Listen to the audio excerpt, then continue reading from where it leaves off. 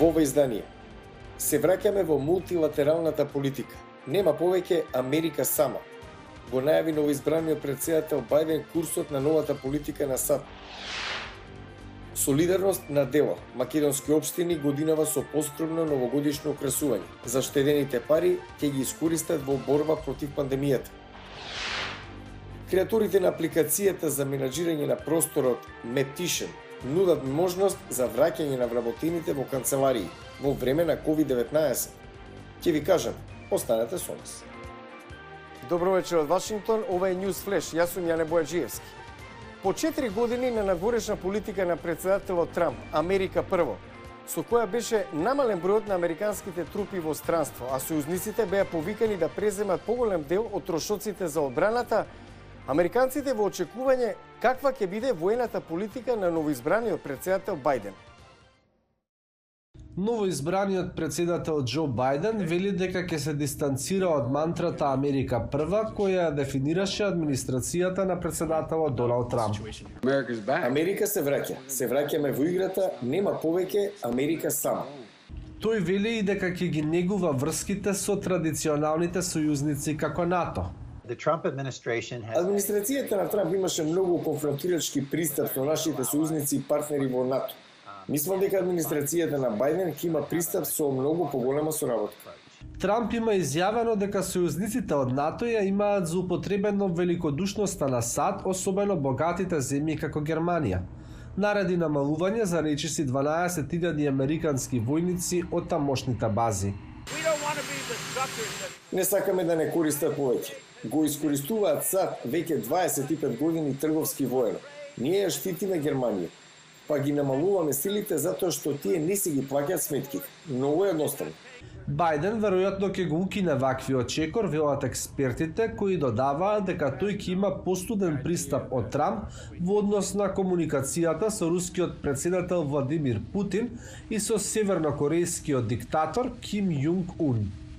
Јас ќе бидам претседател кој ќе стои со нашите сојузници и пријатели. На нашите противници ќе им дадам до знаење дека деновите на дружење со диктатори се завршени. За да се справи со заканата од Северна Кореја, Трамп се обиде со дипломатија со севернокорејскиот лидер. Го намали обемот на американско-јужнокорејските воени вежби за Пјонгјанг да престане да тестира ракети со долг опсек. Мислам дека тоа е добар договор за САД, зашто користа од тоа Северна Кореја да не може да тестира е многу поголема од откажувањето од овие големи вежби, кои во најголем дел се во кореографија и се шоу. Се уште е неизвестно дали Бајден ќе продолжи со политиката на укинување на овие големи вежби, но експертите велат дека неговиот првичен фокус ќе биде зајакнување на врските меѓу САД и Јужна Кореја, откако администрацијата на Трамп ги потенцираше трошоците за американско воено присуство на полуостровот. Јужна Кореја плаќа голем дел од трошоците за нашите трупи таму. Затоа, ајде да ставиме крај на ова препирање на ситно за тоа кој плаќа за што. Мислам дека тоа прашање може да се реши преку ноќ. По речиси 2 децении борби со тероризмот заедно со голем број глобални сојузници во Ирак и во Авганистан, новоизбраниот претседател Џо Бајден даде поддршка за слично намалување на американските трупи како она што во моментов го прави претседателот Доналд Трамп во овие земји. Сепак во Сирија, додека Трамп два пати се обиде да изврши целосно повлекување, Бајден има кажано дека тоа е еднакво на прекршување на зборот што го има дадено САД и вртење на грбот кон сојузниците курди кои таму се борат со исламска држава. 10.000 од нив ги загубија животите. Ние ги трениравме, бевме таму да им помогнеме да се организираат. Тие го направија тоа и потоа ги напуштивме. Никој во светот не е повеќе подготвен да ни верува на збор. Додека новиот американски национален безбедносен тим се формира, заканите не само што ќе останат, туку и ќе еволуираат. Многумина низ светот гледаат кон САД за одговори и за лидерство. Наместо за нови новогодишни украси за празниците, дел од македонските општини одлучија да ги пренаменат парите во борбата против COVID-19. Мики Трајковски има повеќе на оваа тема. Некои од македонските општини годинава се одлучија за поскромно новогодишно украсување. Дел од парите предвидени за тоа ќе ги искористат во борба со пандемијата од COVID-19. Најголемиот туристички центар Охрид со остатокот од средствата ќе им помогне на градската болница, каде се третираат пациенти инфицирани со коронавирусот. Имавме предвидено 1.800.000 за украсување како и секоја година. Оваа година потрошивме 1.200.000 за украсување, разликата од 600.000 ја пренаменивме во дел од средствата кои што ќе бидат наменети за набавка на централен довод на кислород и кислородна станица за потребите на модуларната болница, оваа ковид болница која што ќе се гради и за целата општа болница. И покрај целата ситуација, сепак се решиле да го украсат градот за да внесат, како што вели градоначалникот, барем малку ведрина кај граѓаните. Едно нешто малку убаво да направиме, да речам, во ова сивило кое што не зафати сиве, барем малку да го разубавиме градот. Не можеме среќата на најмалите да му ја земеме. Низ Чекор се одлучили и во Крушево и Струмица. Голем дел од средствата ги пренаменивме пред се за превенција на она што значи заштита од ширење на пандемијата и вирусот COVID-19. Градот е украсен скромно. Општина Струмица оваа година од буџетот, од средствата пред се наменети за новогодишното украсување, одвои околу 1 милион денари, сума која што ја пренаменува како донација кон Општа болница Струмица, со цел по-ефикасно, по-брзо справување со COVID-19 кризата.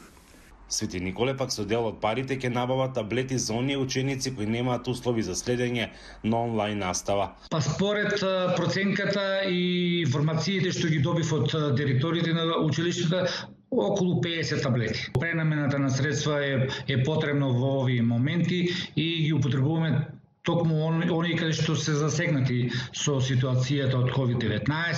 Велковски вели дека со локалниот буџет предвиделе средства и за оспособување на 2 простории во здравствениот дом во градот за пружање на прва помош. Од Охрид за Гласот на Америка, Мики Трајковски. За крај на News Flash. Во време на COVID-19, приватните центри за бездомници, компаниите, користат апликации за по-безбедно наведување на затворениот простор, согласно прописите на COVID-19. Тоа е проблем со кој се соочуваат многу бизниси, цркви, други објекти со затворен простор, како да се обезбеди луѓето да бидат безбедни заедно. Креаторите на апликацијата за менаџирање на просторот, наречена Maptition, вака го објаснуваат својот производ. Првично изработивме аналитичка платформа за простор за менаџерите, за луѓето кои што треба да знаат кој се наоѓа во просторот, колку простор е потребен, кој доаѓа, кој заминува, колку ги чини. Потоа дојде коронавирусот. Кога почна пандемијата, си рековме ова е можност да направиме нешто што ќе биде од поголемо значење. Алатките кои ги изработивме за првичната намена лесно се префрлија на новата реалност. Вклучуваат 3 компоненти. Една од нив е закажување затоа што капацитетот е ограничен на најмногу 25 лица. Ја користиме можноста за подесување преку нашата апликација. Обрнуваме внимание на физичката оддалеченост. Сакаме да осигураме дека има најмалку 6 стапки од еден до друг вработен кога се заедно во една просторија. Потоа вршиме следење на контактите од заразен. Апликацијата ни овозможува систем со кој може да им дозволиме враќање на вработените во канцеларија, ако така изберат, при што може да ги организираме местата за седење, но има и безбедносни компоненти за COVID, како што е следење на контактите и просторот. Префрлањето на софтверската програма во нешто што може да помогне во криза, за творците носи огромно задоволство. Во целата трагедија годинава, убаво е да си дел од решенијата. Го гледавте News Flash. Јас сум Јане Бојаджиевски од Вашингтон. За најнови информации појдете на glasnaamerika.com. Следете не преку социјалните медиуми. Пријатна вечер. Се гледаме утре.